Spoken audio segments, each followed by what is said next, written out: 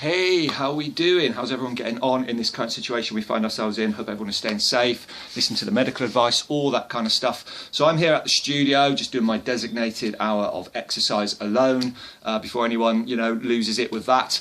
But and obviously that's advised by the NHS website, because as we know, the importance of body and mindset together. I've been talking about this for forever, all the mental, psychological benefits, especially if you're now having to self-isolate, which is why this video is a mobility routine I'm going to go through.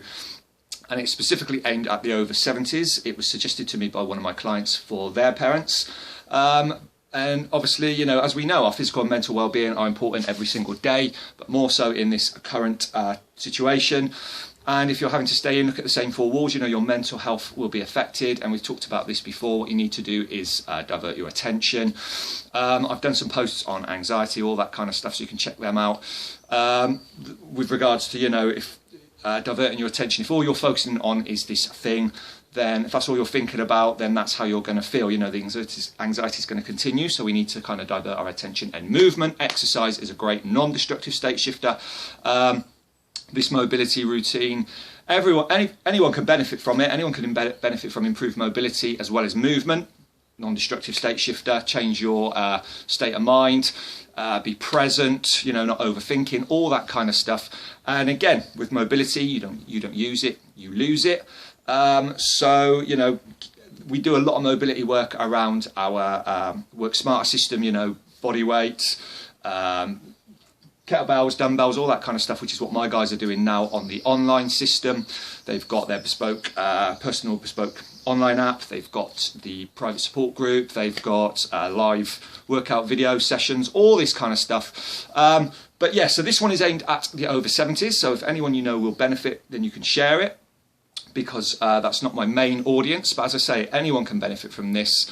But if you find it too easy, I should be posting some more follow along bodyweight workouts, more sort of strength and conditioning stuff that you can follow and get into, divert your attention, stay present, keep your body and mind active. So let's have a look at this first exercise then. So the first thing I would have you look at is your posture for these. So I don't want to go to, again, I want to keep this quite simple, I don't want to go too in depth, but we want to look at posture. So a lot of people, this is why anyone can benefit from this, because our occupational, recreational activities cause imbalances. Now obviously you might not be doing a lot of occupational stuff, but even if you're sat at home, we're kind of in this position a lot, laptop, watching the TV, and this is, I'm exaggerating it, but this is called flexion. So you can see straight away what it does to my posture with my back, especially if you're spending long periods sat down.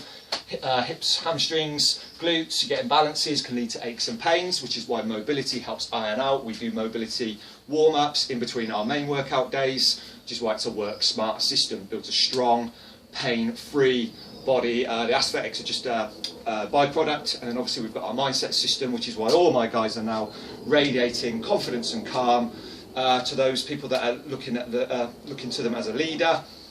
And they've, I've been talking about this forever. They've been bulletproofing their stress, confidence, energy levels, all that kind of stuff. But yeah, so the first thing with regards to this posture is our 4 points: shoulder, shoulder, hip, hip. So if you just think about squaring those 4 points up a few times throughout the day, be mindful, be present, think about what you're doing. Do that a few times and it will become second nature. But throughout this routine, I'm going to focus on keeping these 4 points, keeping my posture aligned. Pull your tummy in a little bit, keep it nice and tight, activate your core.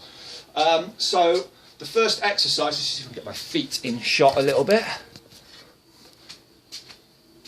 So I've got a chair here as well. So what I would say is a lot of people are at different levels. So this is kind of a generic thing.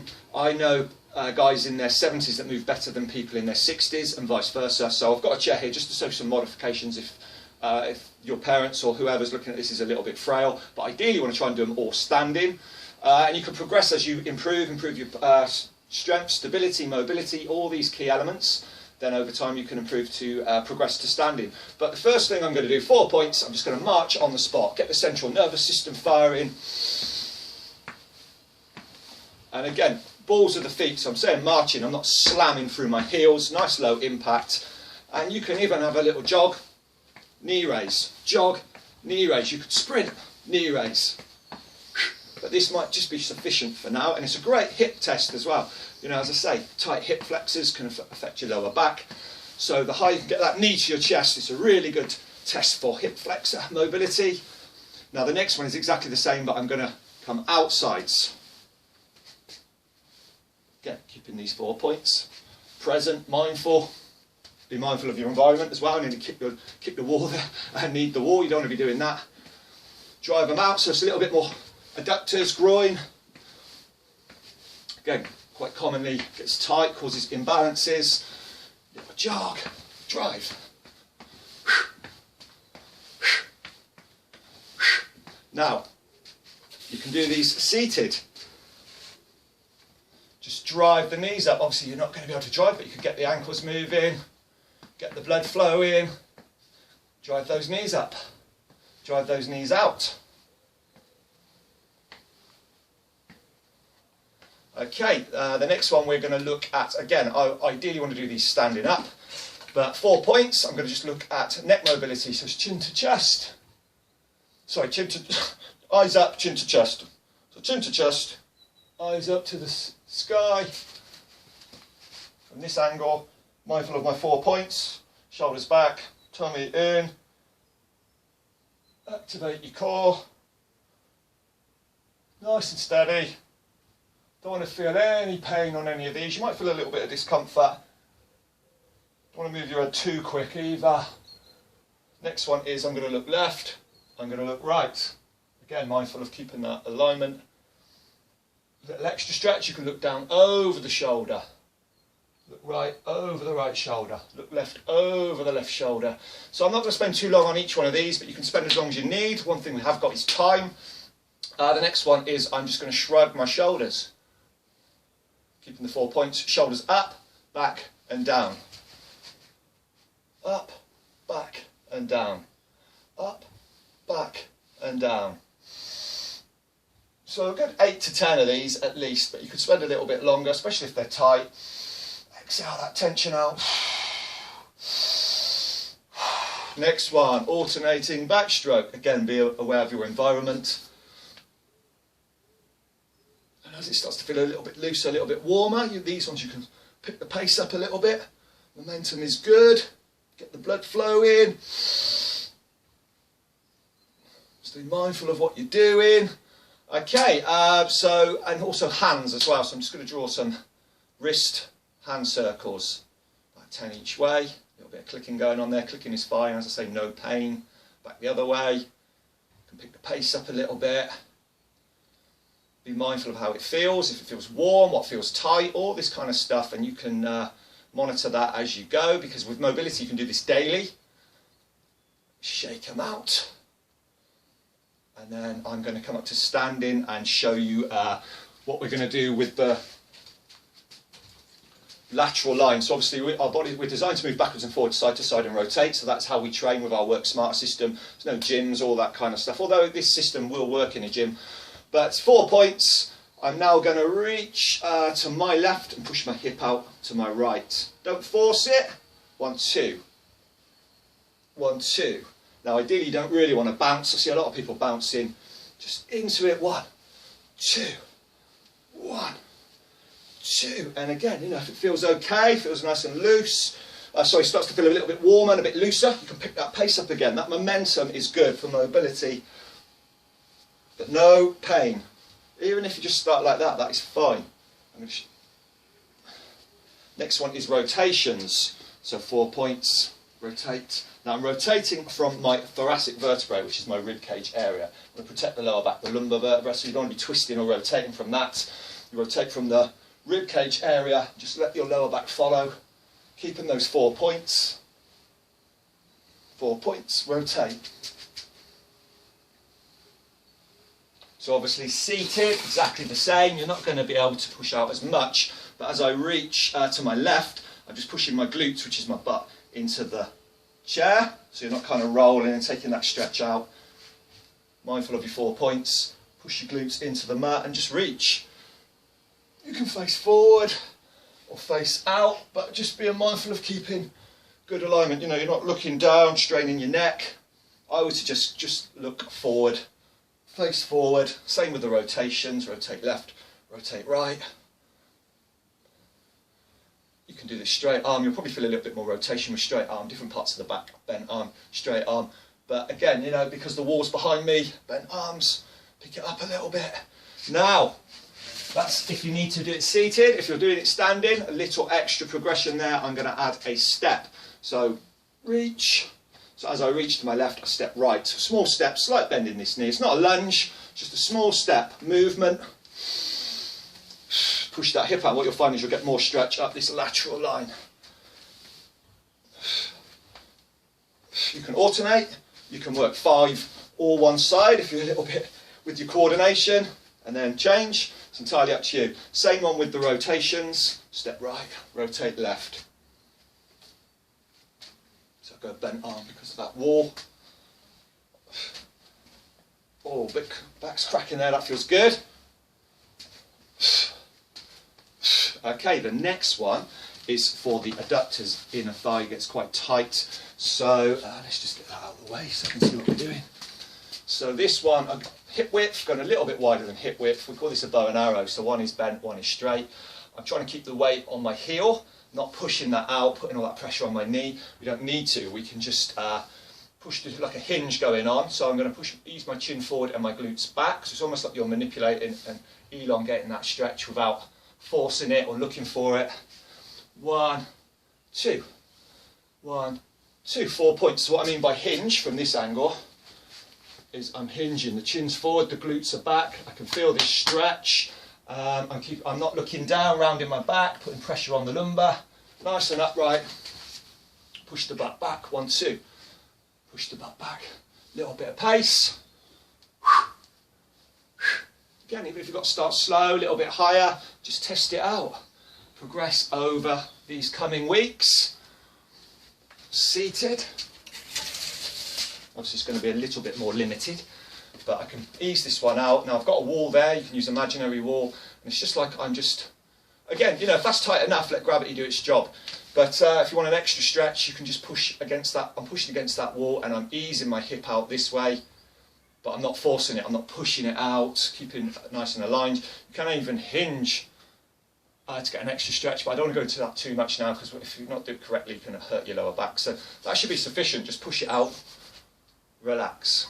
As opposed to a static stretch, I'm pushing, elongate, relax, take the pressure off and repeat, and you can just push a little bit deeper. So we're going to do that both sides, again about 8 to 10, using a kettlebell this side. But you know, you can just use toe up, toe to floor.